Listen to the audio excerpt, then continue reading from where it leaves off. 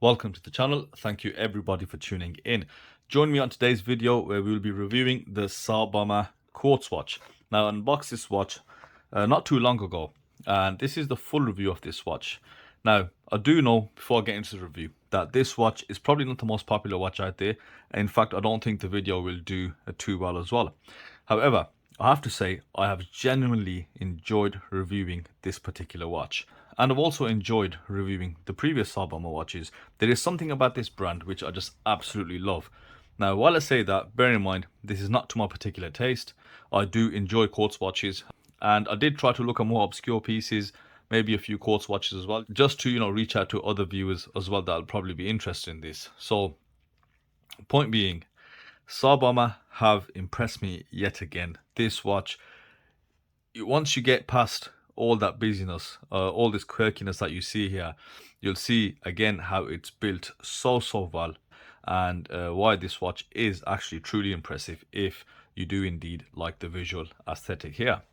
Now on wrist, I have for you the Parnis Daytona Homage. I absolutely love this green dial. It is one of my most favorite quartz watches and one of my most cheapest ones. So let's start off with specifications and dimensions. Specs on this beast here is you do have a sapphire crystal, you've got a PVD black coated stainless steel case, you do have a Citizen Miyota JS20 movement, we'll go into that just a little bit later. You've got 100 meters of water resistance, no screw down crown, you do have a chronograph function, you've got the push at the top right hand side and the bottom right hand side as well. You do have a screw down case back, and the watch comes with this silicone rubber strap which is integrated within the case. Now in terms of dimensions, you do have a diameter of 45.5 millimeters. You do have a lug to lug of 51.2 and a overall thickness of 14.5 millimeters. The overall weight of the watch is around 130 grams, which isn't too bad considering it is quite a bulky watch. Now the price of this piece is around £130, which is roughly $175. And of course, if you are waiting for the 11 level sale, this should become a bit cheaper. So please check out the link within the description below.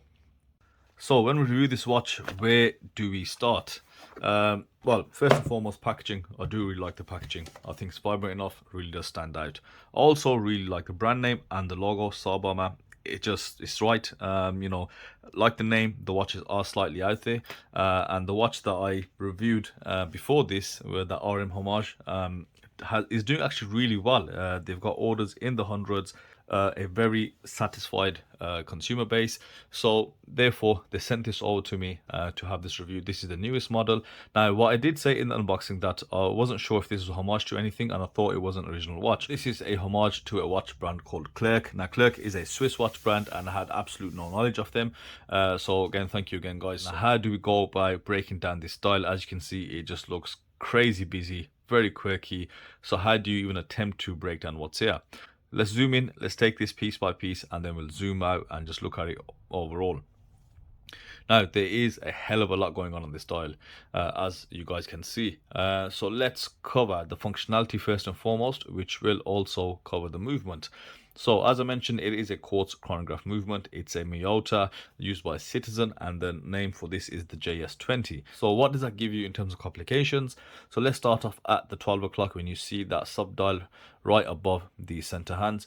Now that is the 24-hour sub dial. As the watch turns, it will allow you to see which hour you're on, what part of the day. Now the dial to my left is the 30-minute sub counter. I've had this chronograph running for a while, so you can see that actually moving, and which is outlined in orange.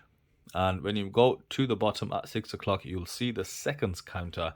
Now I'm used to seeing Seiko chronograph movements. Usually the seconds chronograph hand is this big one in the center, which you can see on the main hands. However, on this Citizen movement, it's actually at the bottom. Now below that, you'll also notice a date window, which is nicely cut out, and you'll also see the Tsar Bomba logo at 3 o'clock.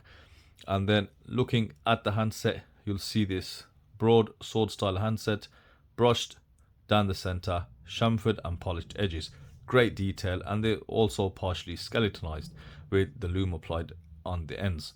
The seconds hand polished, and you've got around 50% coverage in that orange paint, which does really match up to the orange markers around this chapter ring, if you can see that, where you got the 45, 50, 55 5-minute interval markers. And you also have at the 24-hour clock, I have to really zoom in for this, you've got an orange tip there which indicates which hour you're on, and at the subdial at the 9 o'clock, the 30-minute counter, again outlined in orange, and on that cog which represents the minute they're on, is also painted in orange. And this is what I love about Tsar Bomba. They just design it so well. You know, when we zoom out, it looks overly busy, but when you do actually focus in bit by bit, it all starts to make sense. And how, you know, the color coding is very important.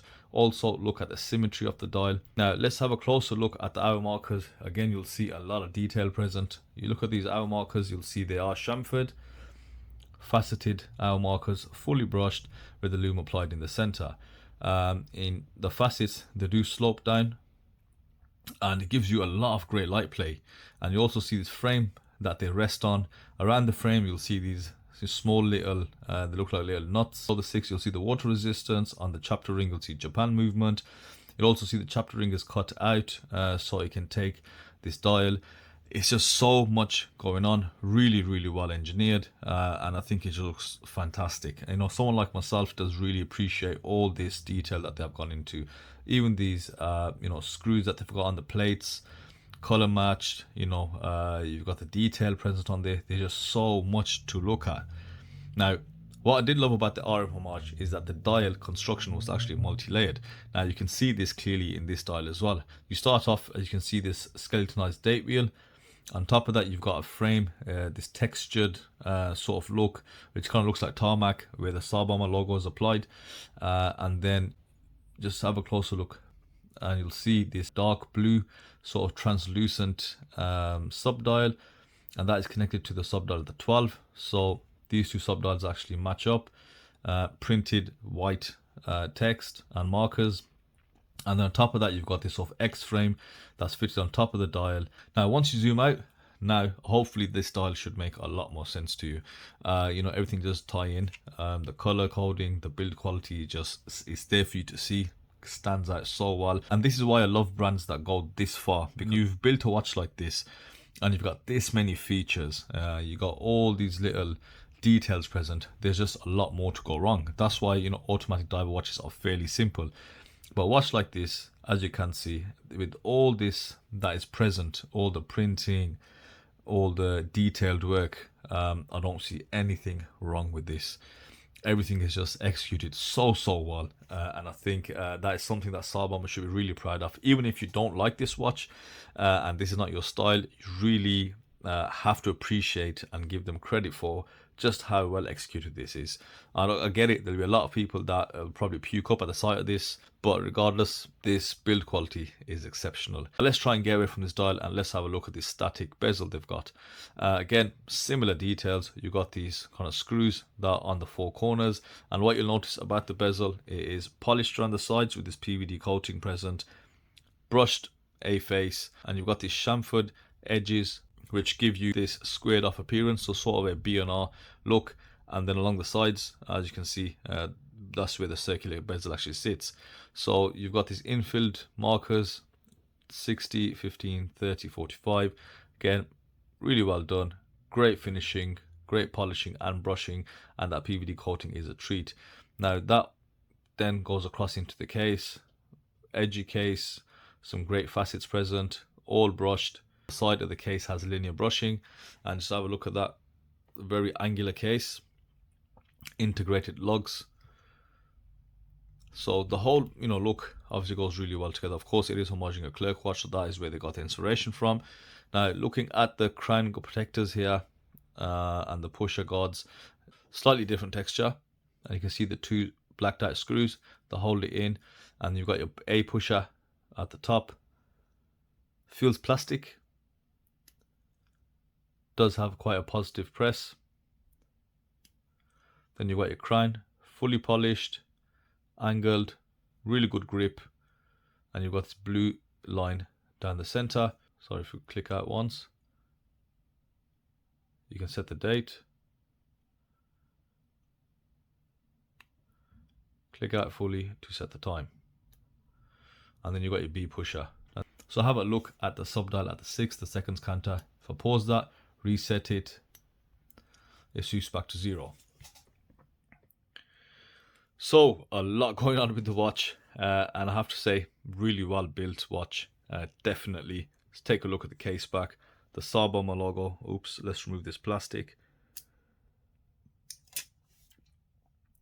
Circular brushing present, Tsar Bomba logo, the TB8801, the model number, and some specifications around there.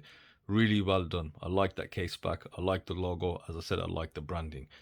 So let's now have a look at the Lume before I forget about that.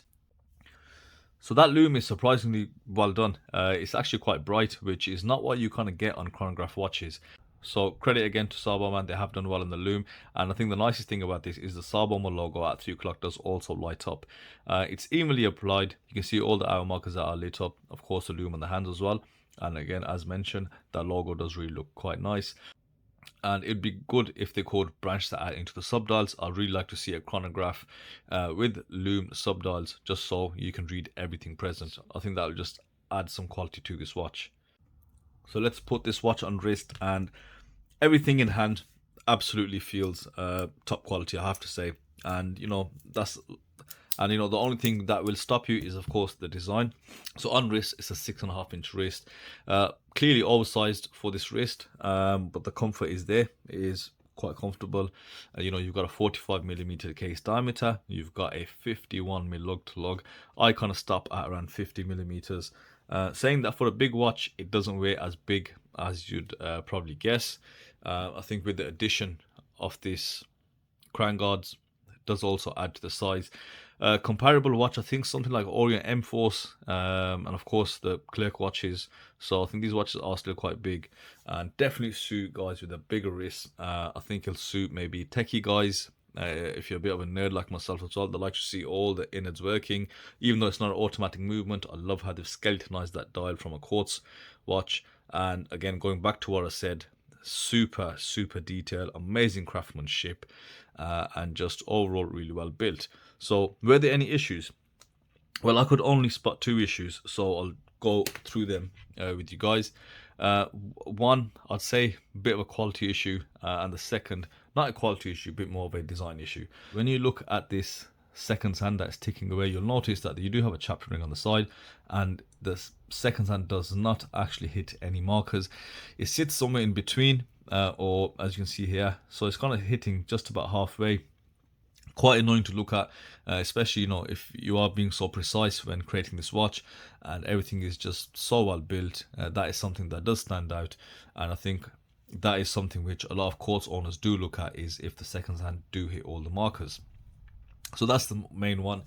The second one is, I think, the lack of a sweep. And what I mean by that is, as I mentioned, you know, I do have quite a few Seiko chronograph watches. And usually Seiko chronographs, they do have a sweep once the chronograph has been activated. Now, granted, the chronograph second hand is here at the 6 o'clock on this watch, but still it's a tick and not a sweep. I think that's down to the movement, of course, not down to Tsar Bomba. But it'll be good to see if they get a Seiko movement in there. To show you what I mean exactly, let's get this harness in here. This runs a Seiko Mega Quartz movement. So if I press the pusher here, you'll see that rather than a single tick, it's actually ticking maybe, I think it's 4 or 5 ticks a second, and that just looks just slightly better. And that is something, you know, I would prefer on this watch, and that's the only thing I can think of. So another great watch from Tsar Bomba. I am really looking forward to what they make next and what they can get out to me after this review. So thank you guys for watching, and I'll see you on the next video.